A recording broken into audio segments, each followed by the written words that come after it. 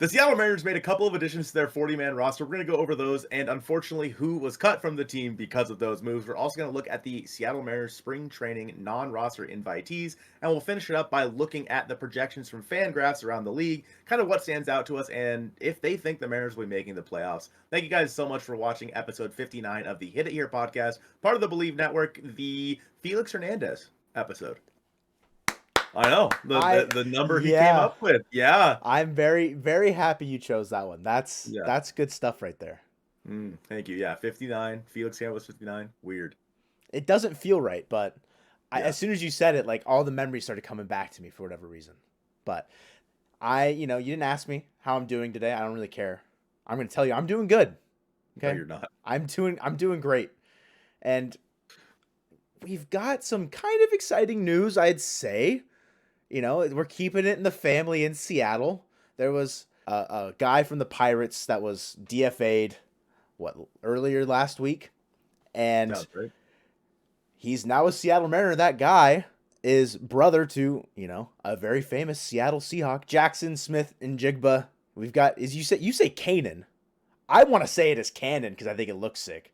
But Cannon Smith-Njigba is now a Seattle Mariner. And you mentioned the unfortunate demise of another Seattle Mariner. Had to make room on the 40-man. And I can guarantee, I don't even have to place a bet on it, that I know one of our listeners, one of our biggest guys, Darren McCacken Enjoyer on Twitter, is very upset. But quickly, a word from BetOnline. It's playoff time, the final game of the NFL season, the Super Bowl. It's happening this coming Sunday. The usual suspects, they're heading to Vegas. Unfortunately for us Seattle sports fans, the Niners and the Chiefs, a rematch that we've seen recently, it's going down in Vegas for the Super Bowl. And our partner, BetOnline, is your number one source for football odds, stats, trends, and lines. Leading up to the big game, you're not going to want to miss out on anything that BetOnline has to offer. With everything from point spreads to hundreds of bets on everything from the coin toss to even the colors of the Gatorade. BetOnline is the number one source for your championship wagering. Head to BetOnline and join today to get into all the action. And say you don't want to bet on the Super Bowl, NBA and NHL are right there, and the baseball season is so close, guys. BetOnline. The game starts here. So if you guys have been following along with us or just Mariners Twitter in general, you'll know that Darren McCacken, our ace, was the one that got DFA'd in place of Cannon Smith-Njigba. Colton, what's the haps with our new outfielder here? Yeah, I mean, he's not going to be like a starter for the Seattle Mariners. He bats left. He's, I think, going to be 25 in 2024. He's a guy that will probably, if possible, start the year down at AAA if he's willing, because I'm assuming he's out of options, but maybe not. I'm not sure. But nonetheless, he's a guy that I think will fight for a spot in camp as maybe like a fourth or fifth outfielder. Nothing more than that. In 2023, he hit like 280 something down in AAA, but struck out, I want to say like 180 times or something crazy, which if you're a Mariners fan, we've seen plenty of strikeouts. So it's probably nothing. It's just cool that they were able to bring Cannon Smith-Njigba to Seattle with Jackson Smith-Njigba just across the street over at Lumen Field. Some brotherly love there between the two brothers. I think that there's always a possibility that one of these guys just sticks, right? But I would definitely say that Dom Canzone's ahead of him. I'd even say Dylan Moore and probably even Sam Haggerty are ahead of Cannon Smith-Njigba at this point. So it's probably nothing. There's also the chance, like we talked about a little bit earlier, that Darren McCacken will stay with the organization. I think that there's a decent chance that he just clears waivers and is no longer on the 40-man, but still goes down there and continues his dominance at AAA Tacoma. He's just going to keep racking up the strikeouts down there and stay as the strikeout king in Tacoma as long as he can.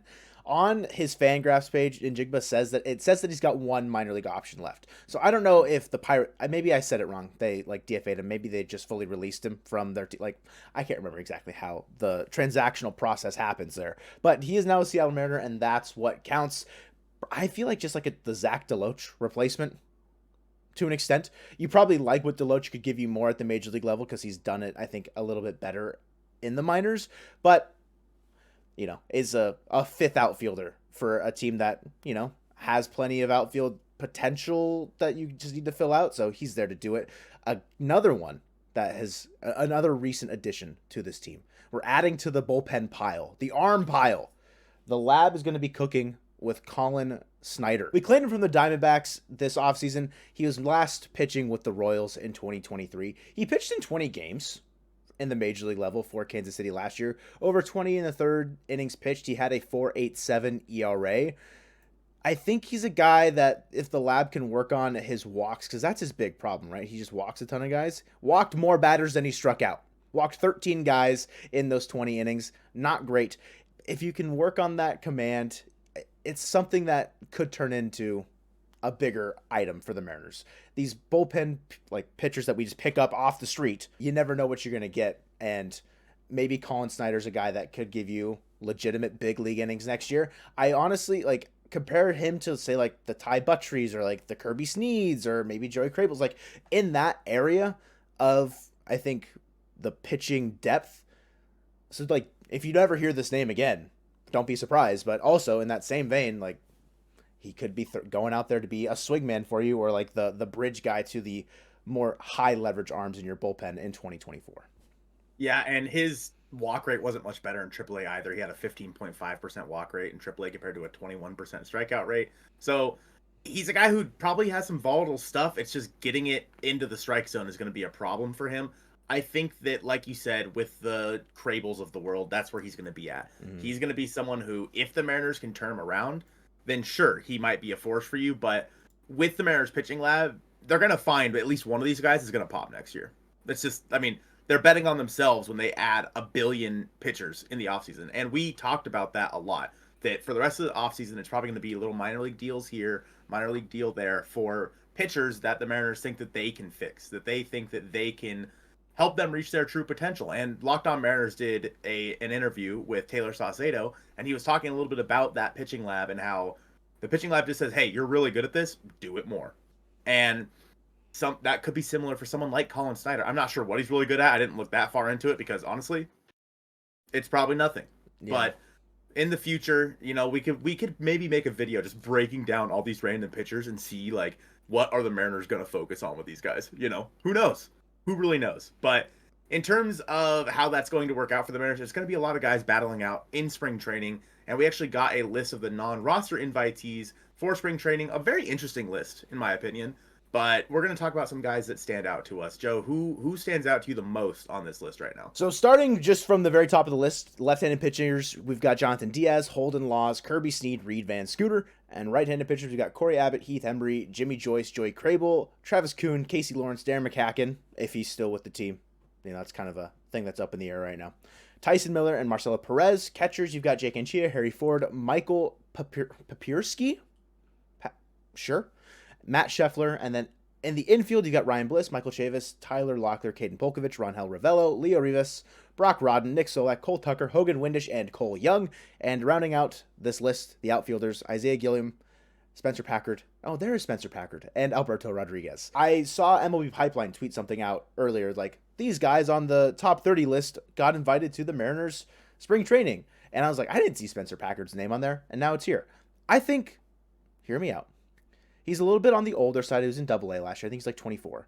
But a legitimate bat talent, a guy that is a bat-first situation, like maybe could be a Jake Shiner in the future kind of a situation. A little bit more defensive upside, I'd say. Flexible in the outfield and also can play first base. In Arkansas last year, Spencer Packard hit 292, 391, 449 with an 839 OPS. He spent his entire minor league season in 2023 with the Travelers, helped them make the playoffs. I think they made it all the way to the championship game, or they were in the playoffs in some capacity. I can't really remember. But played in 121 games down there, popped 14 home runs, drove in 82 runs, doesn't steal, you know, doesn't have a lot of speed, only got one stolen bag, but a guy that I think can give you some gap power and be a potential, he's a little bit older than I thought. He's 25 right now. So he's in that same vein for me, like a Zach DeLoach type guy that he could figure into a bat that you can plug into your lineup should he just start tearing the cover off the ball if he's in AAA next year or if he stays down in AA. It's a guy that I don't know if he's necessarily on a lot of people's radar, but as soon as he jumped on the Pipeline top 30, I was like, okay, bet let's learn a little bit more about Spencer Packard. Colton, for sure. Who are you keeping your tabs on here from the non-roster invitees? Yeah, so I think that one of the guys that I think we should at least take a look at is Isaiah Guillem. I think, or Guillem, however the heck you say his name. I said Gilliam. You can say Guillem. I'm gonna say Guillem. Isaiah Guillem, he's a bit on the older side. He was in AA last year, came up to AAA and didn't see quite as much success. So in 2023, Isaiah Guillem, down in Arkansas, he hit 281, 393, 523 with 22 home runs, 66 RBI, and 22 stolen bags. When he moved on up to to Tacoma, he hit 253, 386, 410. He hit 3 home runs with 14 RBI and 3 stolen bags. He's an outfielder for the Seattle Mariners. He's not going to be like, lights out there. And honestly, whatever. Like, he's a guy that if you want to have compete for this, fifth outfielder spot, or like down in AAA, maybe someone gets hurt, you can bring up Isaiah Guillem. He is a switch hitter, so I don't know if that matters, but he's someone that I think we can keep an eye on. Another guy is Hogan Windish, who Locked On Mariners, specifically Colby, told us is the next Ty France. That was a while ago now, and that was when Ty France was an all-star. Yeah, it was. Hogan Windish was a guy that I think was flying under a lot of people's radar, and thank you to Colby for pointing it out to us. And he had a pretty solid year in Everett last year, for the most part, I'd say. One other guy that I was kind of surprised to see his name on the list. Brock Rodden was only in Modesto last year, was I think at the top of their order, either batting first or second, and no slack on him. Brock rocks, okay? He's just a certifiable hitter. Dude can just slap the ball around. But I was surprised to see his name over guys, say, like Colt Emerson, or like if you wanted to go crazy and bring Lazar Montes in. Like, sure, maybe they're not quite ready for that and they'll be in the minor league camp, whatever. I saw his name and I was like, over some of the other like prospects in our system, I was just kind of surprised. Mm-hmm. I think that, like you said, maybe it's just because these guys were, fresh out of the draft, didn't play a whole lot last year compared to someone like Cole Young, who had the whole year in the minor leagues. Obviously, same thing with Harry Ford as well as the WBC. So like maybe they just want these guys to get in there. And I don't know with the spring breakout series, like how that's all working with these like minor league or whatever non-roster invites. I don't know if like maybe that's why they're not invited. I don't know. And there's still plenty of time for guys to get out of this. I just want to mention that on this list, Casey Lawrence is on this list, and I thought that was Casey Lawrence that pitched for the Mariners years ago, who's like 35 years old now. It's not. That was why I gave you a weird look earlier. Oh, yeah. Okay. It's a different Casey Lawrence, because the Casey Lawrence that I'm thinking of, nah. He was on like a bunch of the bad teams, right? Yeah, so he was with the Mariners in 2017 and 2018. Oh, not bad. He has a career 6.75 ERA through 4 years with Toronto, Seattle, and St. Louis. So thankfully, it's not that Casey Lawrence. So yeah, we don't really need that reclamation project anymore. Yeah, in a year in which it seems like the tide is kind of turning with how the offseason projections and the whole offseason just in general has gone. Fangraphs has released their playoff projections, their entire year, records. And the Mariners, they're not being slept on. They're actually seeing some attention that I don't want to say is surprising. I think this team is kind of where Fangraphs has them projected at, but in previous years, I'd say it was a little, you wanted a little bit more out of the Fangraphs projections.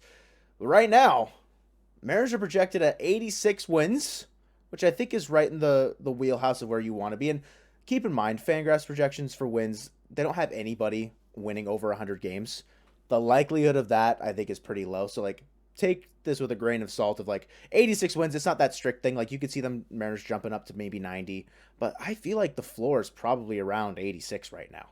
And they're giving the Mariners a 26% chance to win the division and a 37% chance to clinch a wild card and a 64% chance to make the playoffs, with only a 5% chance, 4.6, a 5% chance to win the World Series. But it's not zero. You're telling us there's a chance, Fangraphs. I don't know, Colton. What do you make of these Fangraphs projections? Specifically, we'll just start with the AL West.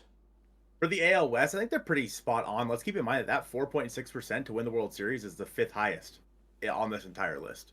So it's behind, teams like the Braves and the Dodgers, of course. But overall, the Mariners are right there. And I agree with you that the projected wins for the Seattle Mariners is a little low. I think that this is closer to a 90-win team right now than an 86 win team, which, doesn't seem like a huge difference. But if you win 90 games and the Astros win 90 games, then obviously you have a chance to win that division. I think that overall, and we've talked about this quite a bit, the Mariners were only, 2 games back of the Astros, 1 game back of the Rangers last year. And right now, Fangraphs has the Rangers projected as a 500 team. That could Oh, change pretty quickly if they do bring back a guy like Jordan Montgomery or they sign Blake Snell. Their biggest problem is definitely the pitching staff on their end. They can add to this team still. I mean, it's only a week away from pitchers and catchers reporting, right? And so there's a little bit of time for the rest of the free agents to figure out where they want to sign, but the Rangers definitely taking a big step back. Maybe it's part of the regression model hitting their offense a little bit hard because they had a bunch of career years last year. But I think it's got to be that pitching staff that's taking a big blow. You mentioned the Astros a little bit. They are projected at 90 wins, 90.7. So you saying this team's closer to 90-win team. That's why they're right there at a potential to win the division. I think ultimately the addition of Josh Hader probably impacts the Astros. It's just like their longevity of like being able to stay winning ball games. They lost Kendall Graveman, but they added Josh Hader. So this is probably where they were going to be projected at regardless, even if they didn't have Josh Hader, in my opinion. Like Josh Hader's phenomenal. Don't get me wrong. They're paying him $19 million for a reason. But when you lose a guy like Kendall Graveman, who was probably their third man out of the pen, maybe fourth man, you go Presley, Abreu, maybe you're still trusting Rafael Montero ahead of Kendall Graveman. Like, I don't know if the addition of Josh Hader really pushed them that much higher from what they would have been projected had he not signed. And again, there's still room in this offseason for things to happen, but they just extended Altuve, 5 years, 125. So like how much money they really have to spend. It's tough to say, but another one that I think it's fair. Los Angeles Angels losing Shohei Ohtani, but they're projected 7 games under 5. Or that's not how that math works. 6 games? 5 games? 5 games under 500. 77 wins. If Mike Trout's healthy, maybe they're higher than that. If they're young players like Nato and Shonawal, how do you say it? Schwanel, I think. I have no clue. I don't know if I've ever said it out loud. I've been scared to ever since he got drafted. If they have big years, sure, they could maybe claw themselves into a 500 team, but that Angels team's not looking great on paper. No, I mean, the Athletics are getting pretty close there at that point. 69 wins for the Athletics. Nice. I think that one of the teams that really struck me the most in all of this is the Reds, down at 79.4 wins. They have them finishing 4th in the NL Central. Keep in mind, that's only 5 games back of the Cardinals, because the Cardinals, who knows how they'll be in 2024. But the Reds, I feel like, are a much better team than 79 wins. I think that they honestly have a chance to win that division. I really do. They added Heimer Candelario to an infield that was already stacked, and guys like Noelvi Marte should only get better. It'll be interesting to see if like Matt McClain continues to do what he did in 2023, Spencer Steer, etc. But I think that team is being incredibly underrated by Fangraphs here. Overall, I don't think any of the central divisions are going to do anything when it comes to the playoffs, but nonetheless, I think that one really stands out. They have the Braves as the closest team to winning 100 games, and I think makes sense. They have them winning more than the Dodgers, which I think is interesting. I still take the Braves roster over the Dodgers roster. I think it's a more complete roster for sure. There's just a little bit less superstar star power, if you want to call it that. You don't have the Otanis, the Yamamotos, but there's still a little bit of question marks surrounding those two guys on the Dodgers roster.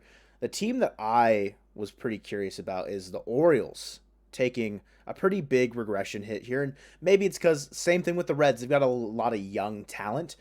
I feel like Fangraphs usually punishes a lot of teams if they have a lot of young talent, just in general, like guys maybe not projecting to their full potential. And the Orioles only projected at 84.5 wins. They have the Mariners projected more wins right now than your AL, they were the AL win leader last year, right? Mm-hmm. The Orioles. And they just acquired Corbin Burns. This has to include Corbin Burns into that.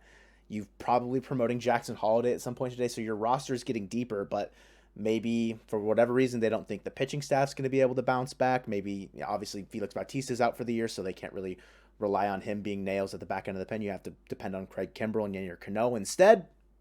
A little interesting, they've got the Yankees winning that division, which I feel like projection models will tend to just favor how that roster is constructed over teams like the Rays, Orioles, and stuff. But overall, I mean, to me, a lot of this stuff is kind of where I would pencil in a lot of these teams at. Aside from, you mentioned the Reds, I'd probably put them above the Brewers and the Cardinals, roughly. Maybe the Cubs are a sneaky team to throw in there at the top. Your World Series winning Royals projected fourth in their AL Central division, 75 wins. What do you make of the disrespect here to Kansas City? No, it's just crazy that Fangraphs is wrong. They don't know. They don't know. They don't know what I know. Okay, and that is that the Royals are going to win the World Series in 2024. They don't know For ball. those of you that don't know that meme, I'm sorry, but the Royals are going to win the World Series in 2024. I predicted it months ago. Now, here we are. It was written in the stars that the Royals, I mean, they just extended Bobby Witt Jr. That's going to fuel their fire into the 2024 campaign. They're starting off. They're going to win more games to start the year than the Rays did last year. Didn't the Calling Rays it. win like 13 in a row? Yeah.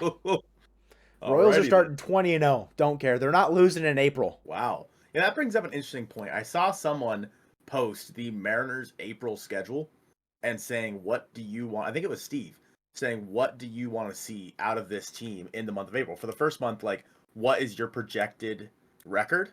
And I think we should talk about that, Joe. All right, so it was actually Seattle Mariners on tap. He said the first 30 games of Seattle Mariners season, what record would you be happy with to end April? It'd be nice to finally see a good start, even something like 17-13. Joe, what do you think? Looking at the schedule, you start off with 4 against Boston, and then you go into 3 against Cleveland. A lot of the teams here, there's some winnable series, I'd say. You can win the series against Boston, I think against Cleveland. Depending on how the rest of the offseason goes for Milwaukee, that's your third season of the year as well.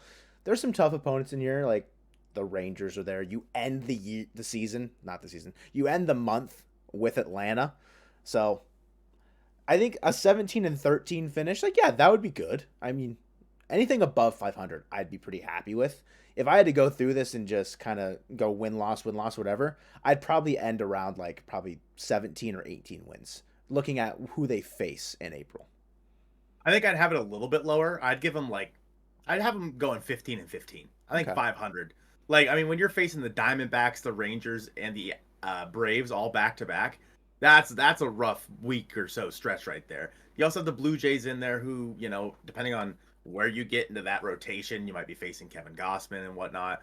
And when you have the Red Sox, again, depending on what they do the rest of the offseason, I think could greatly change how opening day goes, the opening series for the Mariners on March 28th. Or if we're not counting, actually we can't count Boston. Why not? Because that's not part of April. And the question was, what I asked was their record in April, but we're just gonna count Boston. Yeah, it's after 30 games. 30 games. Yeah. There you go. Uh, I'm glad you got there. The Rockies, very winnable series. You should win that series. You honestly probably should sweep that series. I think the Reds, like I said just a little bit earlier, sneaky good. I think that's going to be a tough series for the Mariners. Noelvi Marte is going to come home. Finally. And, be in T-Mobile Park, just not for the correct team. And the Cubs, like you said, maybe a sneaky team there in the Central as well. That might be a rough series for the Mariners, depending on, like, if they re-sign Bellinger, and then, I don't know. I still think they probably should add to their pitching staff a little bit. But, at this point, it's like, what are you going to do with a week left to all pitchers and catchers? 15-15, a 500 record for the Mariners in April, or at the end of April, I think is what I'd be looking forward to. I'm just hoping that Julio finally breaks out of the cold weather curse allegations. That's probably what's pushing my narrative there of them going 4 or 5 games above 500 at that point. Just because if Julio gets off to a slow start again, it is what it is. He obviously turned around his 2023 season, but if he can just get hot out the gate, this team can do damage early on and not have to play catch up later in August when you got to go out and win, set a record for your franchise winning like a certain amount of games in a calendar month. Like, there's adjustments to be made, and I think with the way that the team is constructed, I think there's a bit more easier of an avenue to not get off to a slow start. I think this team is a lot more projectable now than it was at the beginning of last year, just for what you can expect out of guys. Because obviously last year, no one knew that Colton Wong was going to be as bad as he was. But I feel like if you had to, even going into last year, Polanco or Wong, I probably would have went with Polanco last year, even though Wong was coming off 2 really good seasons with the Milwaukee Brewers. So I don't know, just because Wong was a little bit on the older side, and I don't know, he just doesn't. I guess he doesn't fit the profile as much as I would have hoped for. Looking back on it, obviously hindsight's 2020. You guys are probably like, oh well, of course he sucked. So now We you knew can all say that. along. Yeah, we knew all along, but I mean, looking back at that 2023 team, I think that if, like you said, if Julio can break out, we obviously didn't know at the time what we had in Kelnick. Teo obviously got off to a slow start. Tommy LaStella was on this team in April of last year.